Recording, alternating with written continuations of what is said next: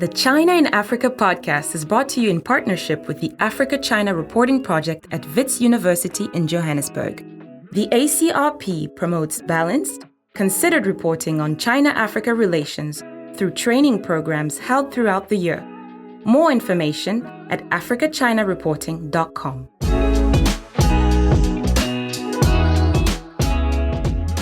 Hello and welcome to another edition of the China in Africa podcast, a proud member of the Sinica Podcast Network.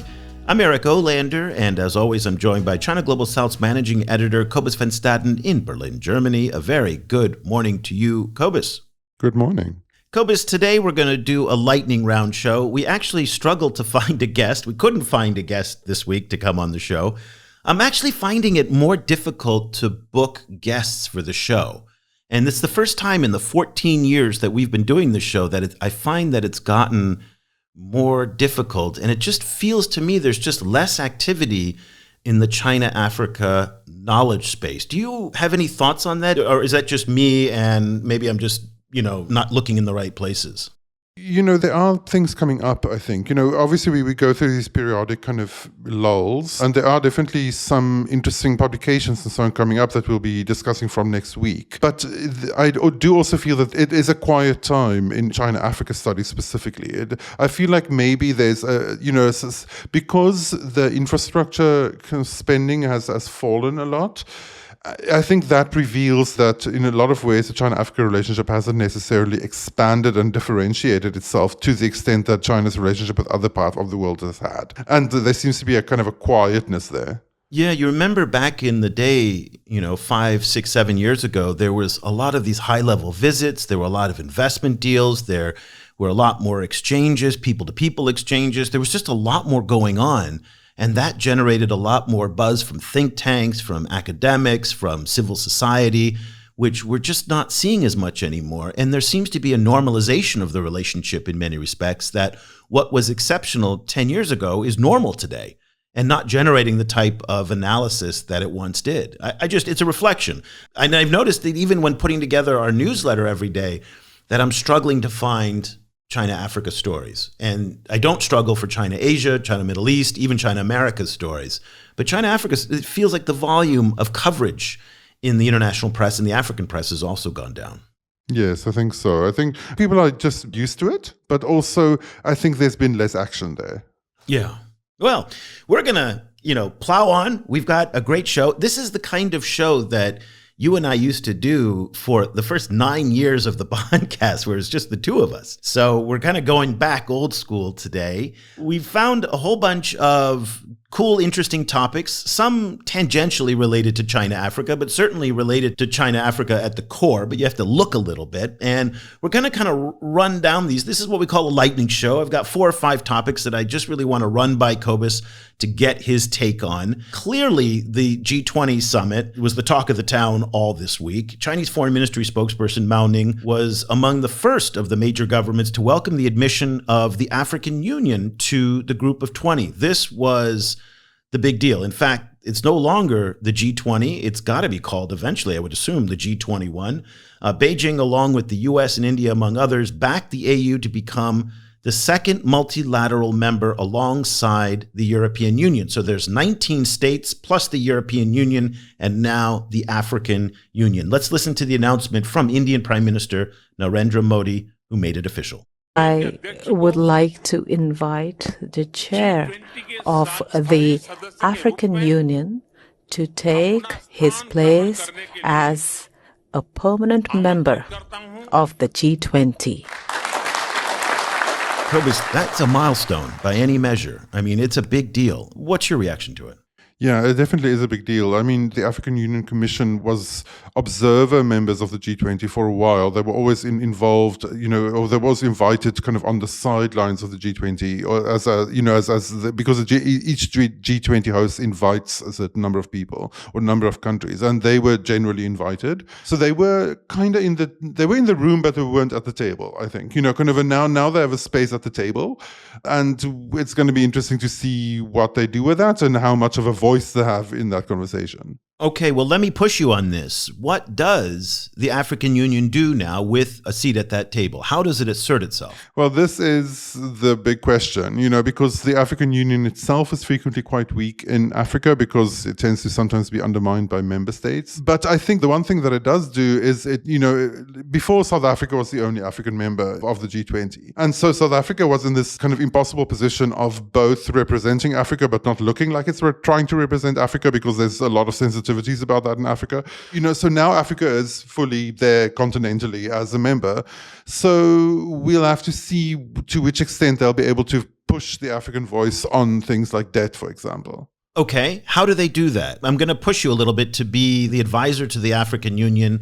They come to you, they say, Cobus, listen, we've just got this seat at the table. How do we exert leverage in order to get the other 20 members of the G21 to focus on our priorities? And our priorities are development, our capital, our health, trade, climate change. What leverage does the African Union have to be able to push its agenda on these countries?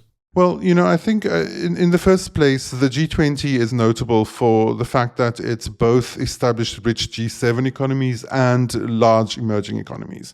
And so the South Africans have already been working with India, with Indonesia, and and other of the emerging economy members there. So there's already a template for that kind of cooperation, like a form of global South cooperation. So I think the challenge will be for them, particularly on issues like climate change, would be to push the actual whole continent's narrative rather than just the narrative of the few big commodity producers on the continent. Because at the moment around climate issues, the global South cooperation within the G20 has essentially been hijacked by commodity producer concerns. And that has led to this very unhealthy situation of kind of G7 countries pushing for more renewables and them being resisted by the global South because all of the individual countries all sell tons of coal. So in a way, I think the African Union has the opportunity to complicate that particular dynamic. But the question then becomes to what kind of leverage the African Union has. And there I think lies the real question, because of course the EU brings with it all of the collective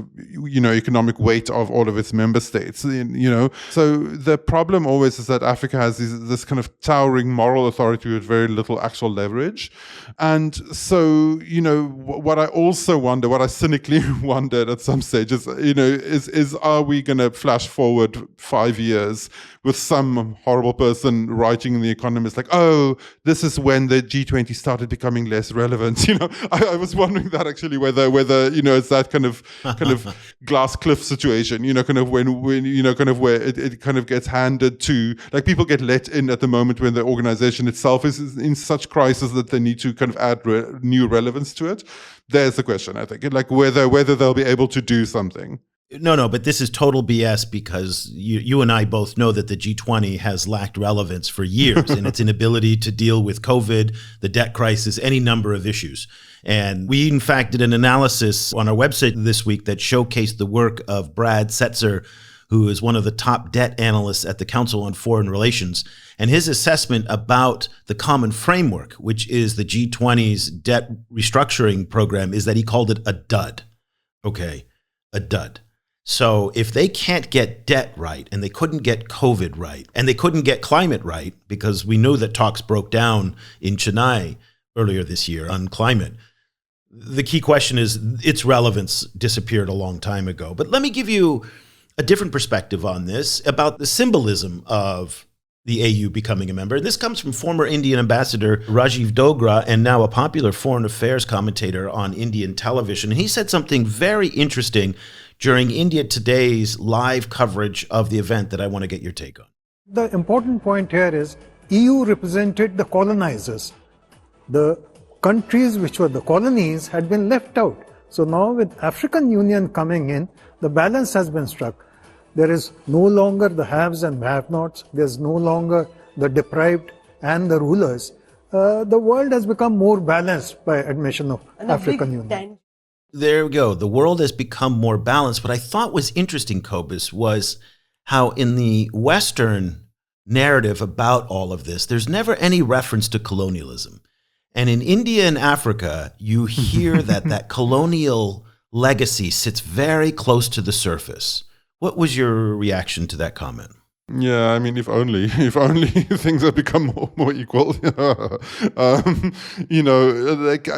definitely is a step in that direction, but it certainly doesn't, I think, in real ways make things more equal already. It's maybe kind of a significant move in the direction of starting to see how that might happen.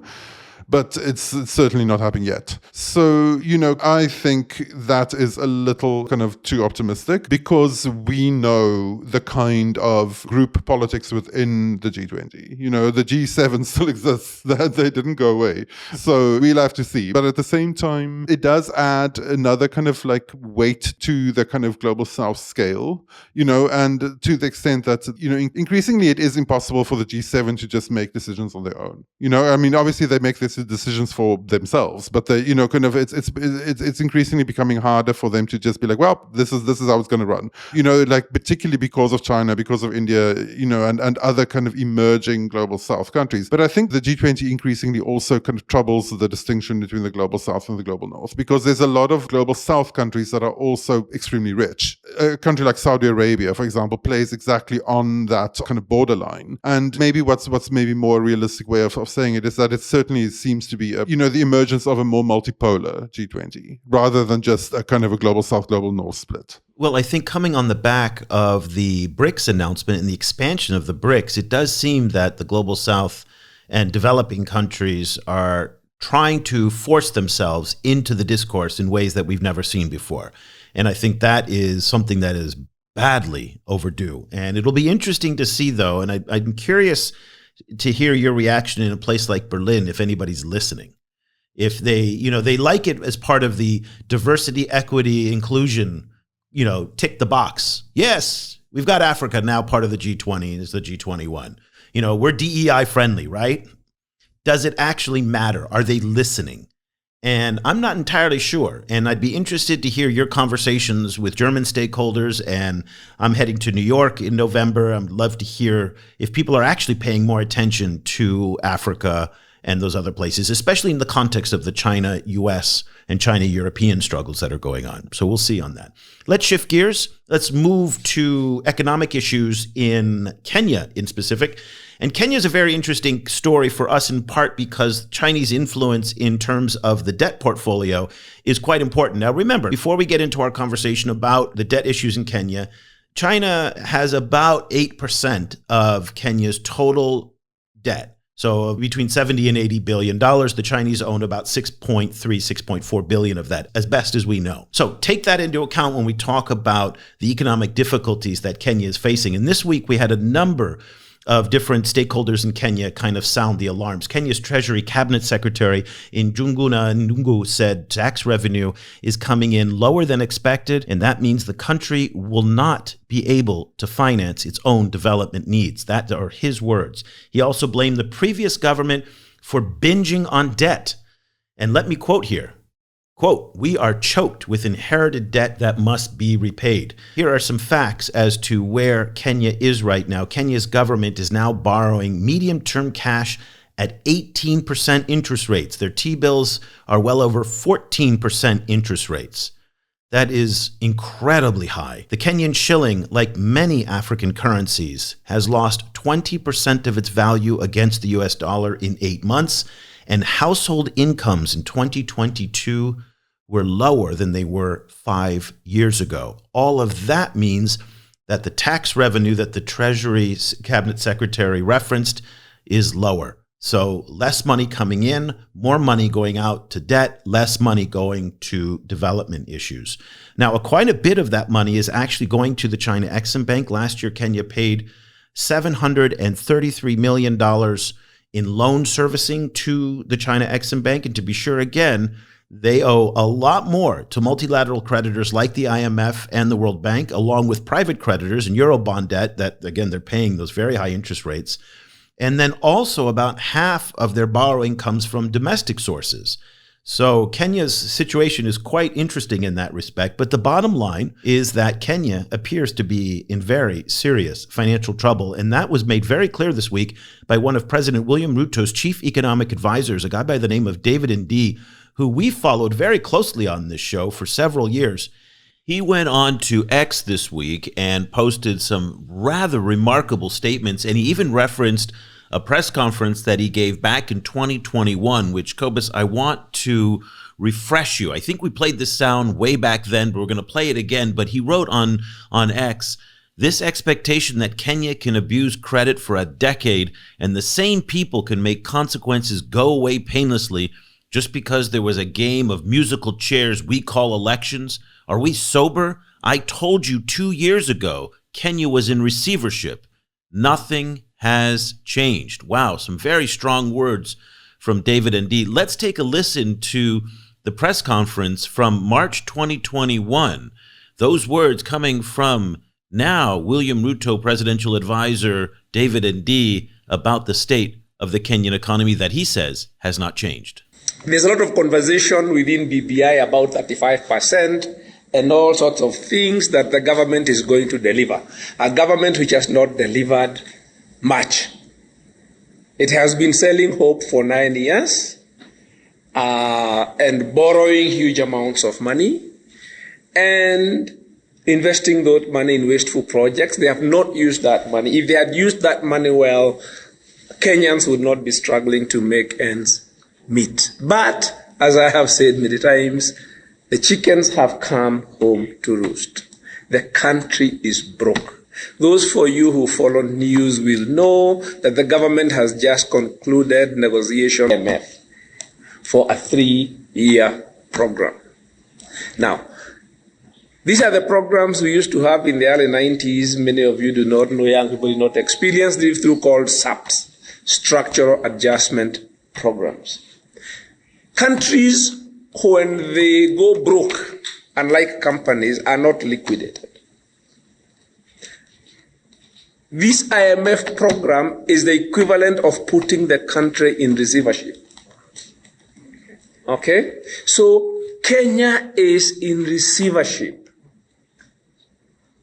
So any promises anybody is making to you that they are going to deliver 35%, that they are going to do this, those programs have to be approved by the IMF in Washington, and they will not be approved. So a lot of people were confused by David Ndii's comments because he works for President Ruto. He's an advisor, and his comments don't seem to be in line with the more upbeat statements made by the president. They seem to be more in line with what the Cabinet Treasury Secretary is saying. But also on Friday this week, just before the recording of this show, David went out onto Twitter, or X as we're calling it now, and he wrote, quote, "I don't believe politicians and I don't trust government. If you do, you're a sucker." And other people then replied, "Is Ruto aware of what you're tweeting? He might not like it." He then replied to those tweets, quote, "Civic duty." Wow, kudos. So there we have it, Cobus. And when we think about, governance and we think about truth-telling and transparency, David Ndii, and again, let's be clear, he's been a very long-time critic of Kenyan borrowing to fund Chinese-built infrastructure in Kenya too. So there's a China sub-story to all of this. Yeah, it's amazing. I mean, it's brave to do, I think. Really, really, admirable to do, I think. And I think it sounds to me like, I'm not an economist and certainly no Kenya expert, but, from what I've been following, it sounds correct.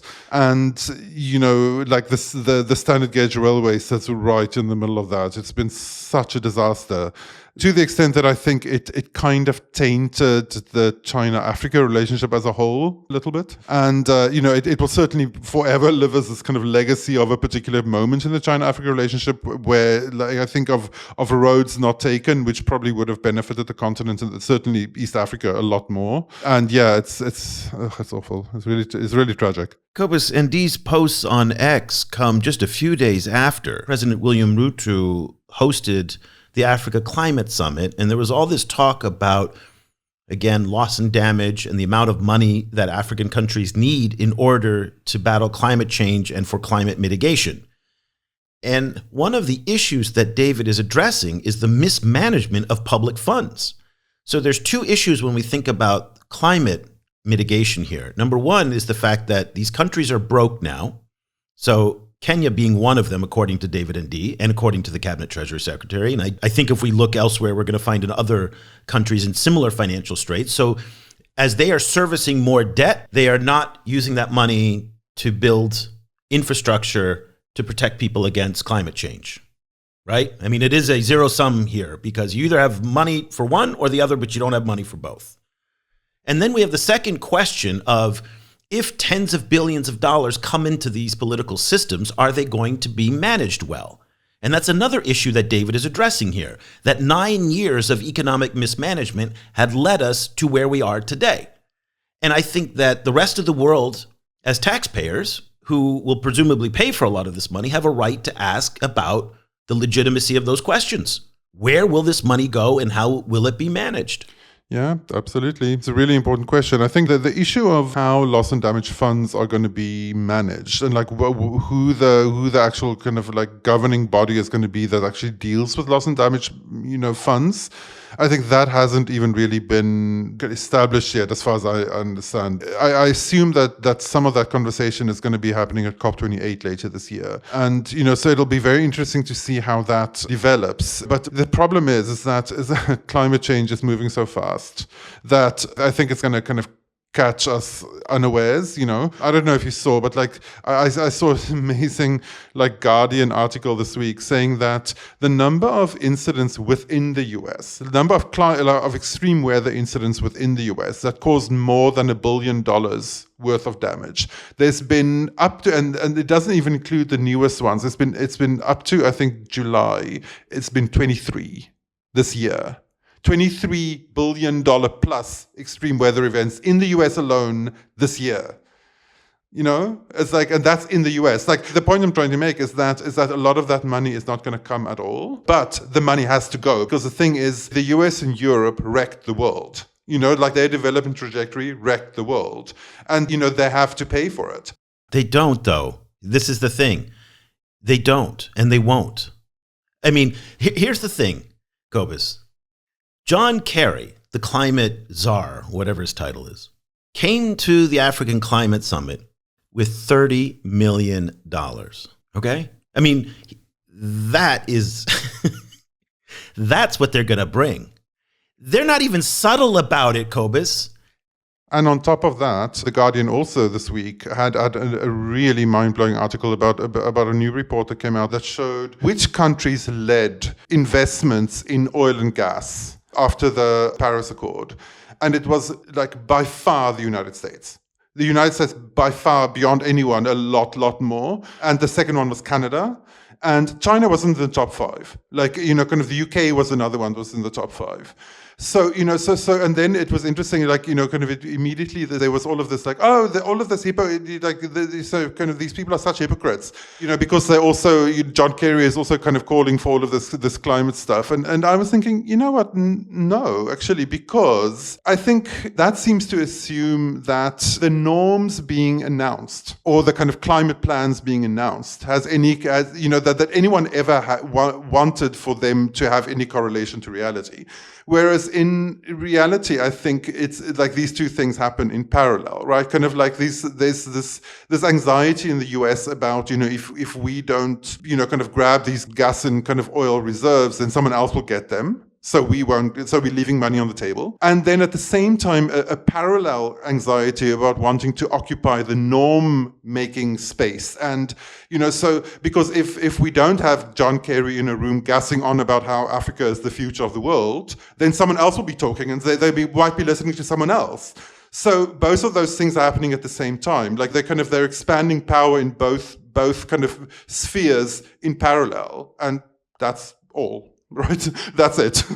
But let's make sure we also include African leaders, and not all African leaders, but some African leaders in the mix here for accountability as well. I was speaking with a journalist in West Africa who was reporting on deforestation in Ghana. And she said that when she's all around town in Accra, everybody blames the Chinese for the deforestation. And when you actually go out to the forests and ask people who's responsible for this, they will tell you that it's the public officials who are stuffing their pockets with all the money. Okay? Yeah, and someone has to sell the stuff to the Chinese. But that's right. And so this doesn't get done without government people stuffing their pockets with money. That's what I want to hear from people like, Ruto and others at the African Climate Summit, things like what David and Dee, which is calling truth to power and not fetishizing African leaders as if they're above and beyond this, when in fact we know that many of these leaders are complicit in the tragedy. And that's why I like what David said, where he says, I don't believe politicians, I don't trust government. I think there's a lot of reason to believe that in many parts of the world. And I think we need to hold African governments as accountable as anybody else, right? Because at the end of the day, it's young people who are getting screwed because nothing's going to be left for them. Yeah, but I mean, both in Africa and in the US, actually. Everywhere. I mean, everywhere. Here in Vietnam, it's the same situation. Okay, let's move on. Cobus, you remember earlier this year, there was a big to-do about a gentleman by the name of Liu Ke. He was in Malawi. He was arrested and deported ultimately for creating those blessing videos. You remember those blessing videos? All of this was documented in the groundbreaking expose by BBC journalist Runako Salina in the fascinating documentary Racism for Sale, where she, made it, really just took it public for everybody to see this horrible traffic that was going on, where people in China were going on to e-commerce platforms like Taobao and also onto social media platforms like WeChat, spending between $15 and maybe $30 in order to have people say greetings by Africans, Egyptians, Ukrainians, and others around the developing world. Some of them would be very innocent, and as Runako found out, some of them were not so innocent.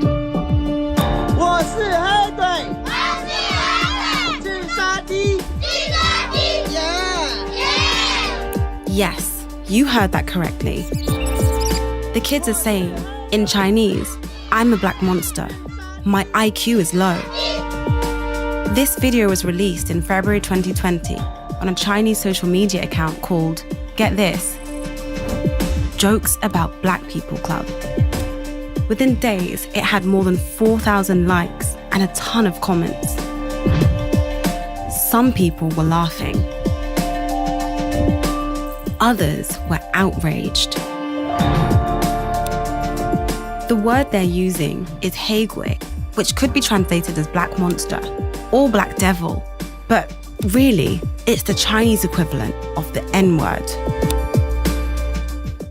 So that's an excerpt from Racism for Sale. It was very effective in raising awareness. It led to the, again, conviction of Liu Ke, and also they banned it in China on these social platforms. So no more of these blessing videos are taking place. Then all of a sudden, last week in my Instagram Reels feed, they start showing up again, but this time in English, and not just a few. Cobus, I don't know if they've come up in your feeds at all, but they're all over TikTok, they're all over Instagram, these new services promoting very similar things, but they've changed. These new services are named African Joy Flicks, dancegreetings.com, Funny Greetings. I mean, there are so many of them, and they do very, very similar things that what the Chinese were doing, except they don't have the toxicity in terms of the language. But everything else is pretty much similar. Happy birthday, Recipe! Happy birthday, Recipe! We love you! We love you! Mwah! Okay, so try and picture this now. About 10 bare-chested men kissing a picture of a white man on a picture and wishing happy birthday. You can have greetings, and on the website they say you can have greetings from Bangladesh, Africa, greetings from girls, Jungle Boys, greetings from Rashid, which is, I don't know what that is, but probably from the Middle East. And now you see these 10 men in the back dancing to salsa. It's all pretty ridiculous. They have women doing the same things in sometimes rather compromising clothes and positions. And as I was looking at these things, I was like, wow, this looks awfully familiar. And then there was a couple clues. Number one, they said Egypt, Ukraine, and Africa. And those were exactly the same places that the Chinese were using when they were doing these greetings videos only in Chinese. So that made me suspicious. Then I went into the facts, the frequently asked questions. And if you've been around the China space for as long as I have, you can recognize what's called as Chinglish, Chinese English, where the grammar just doesn't fit right.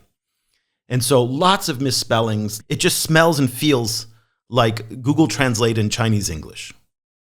And then there was a big emphasis on whether or not the actors or the performers are being paid. And that is absolutely a reference to the Racism for Sale and the Chinese videos where they said they were being exploited. And so you start adding up all of these things. And again, I have no proof whatsoever. You can't tell who's behind these.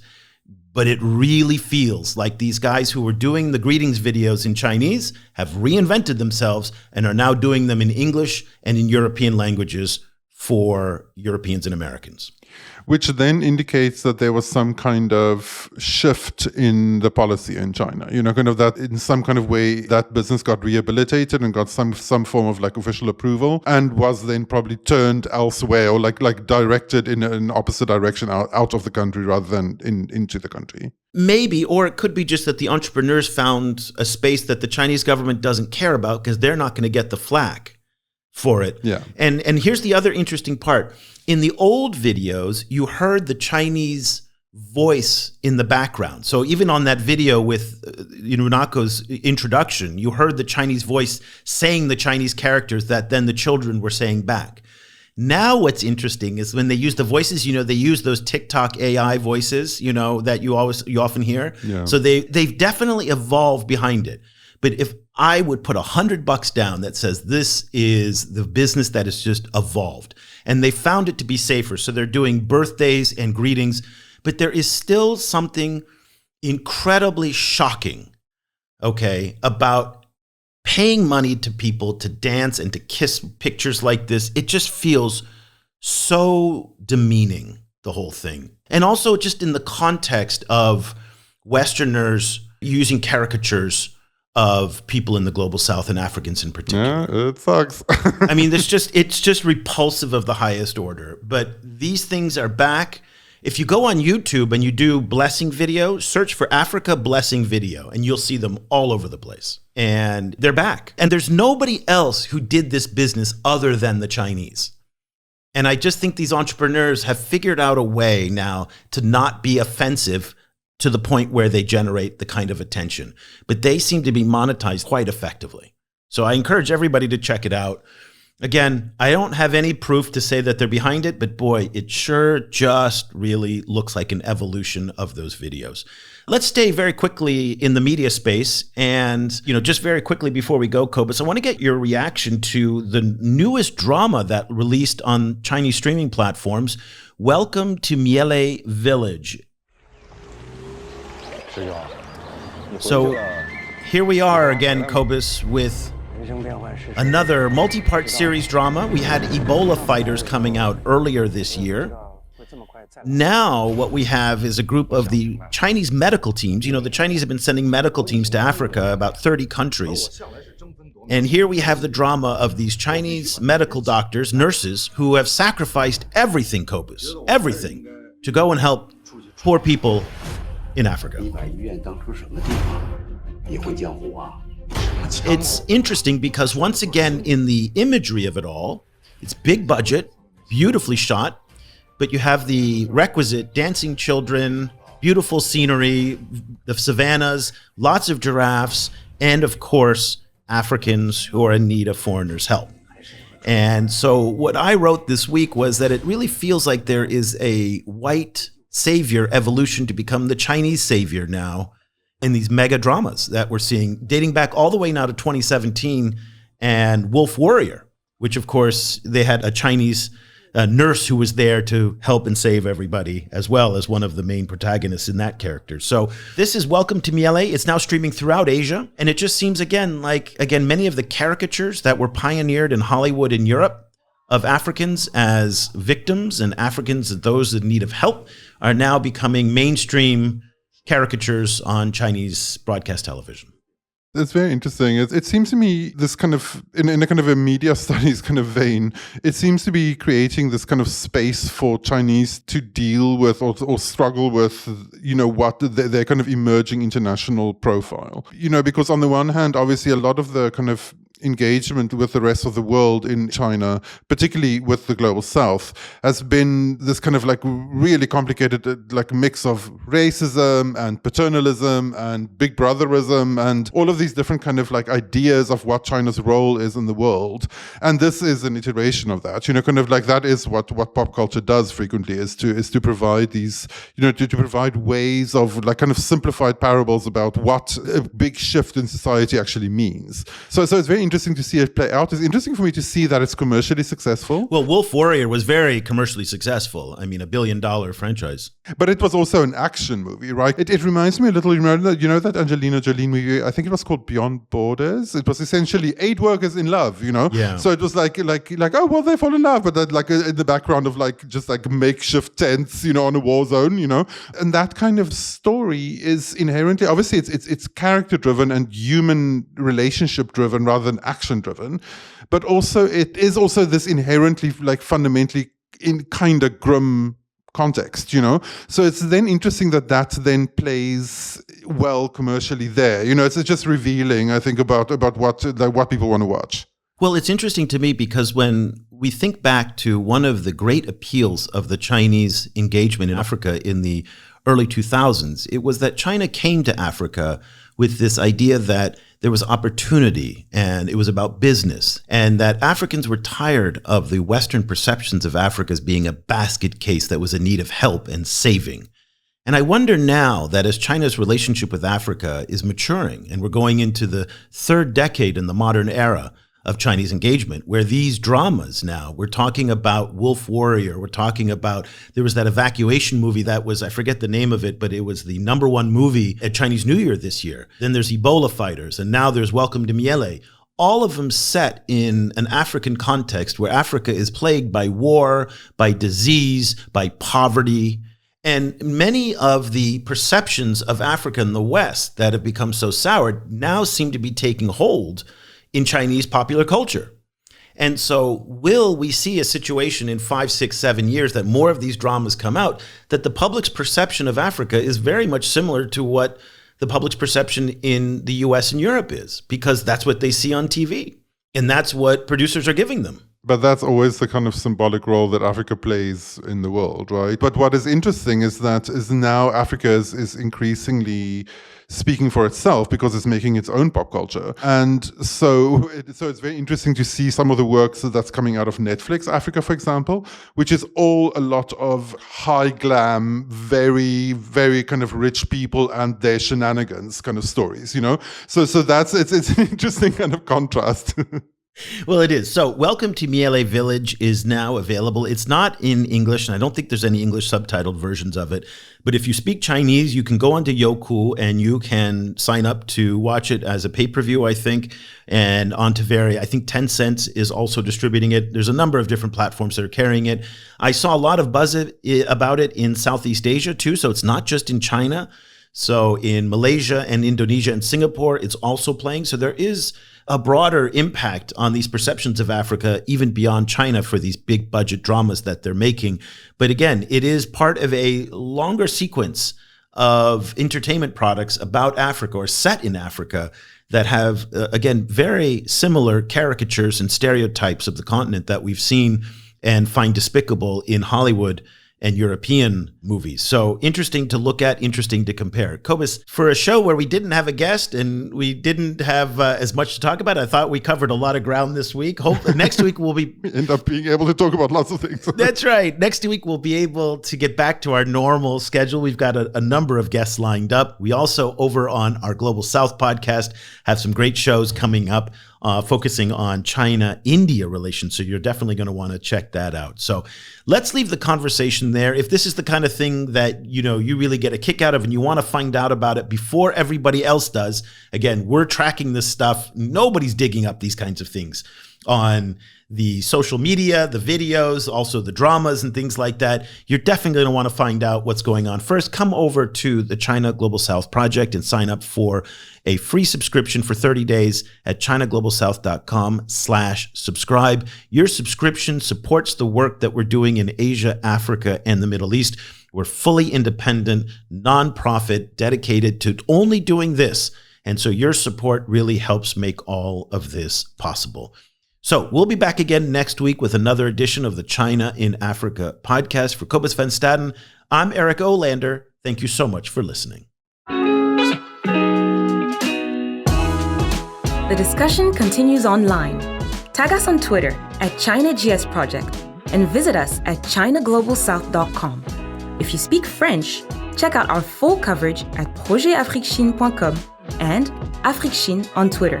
That's Afrique with a K. And you'll also find links to our sites and social media channels in Arabic.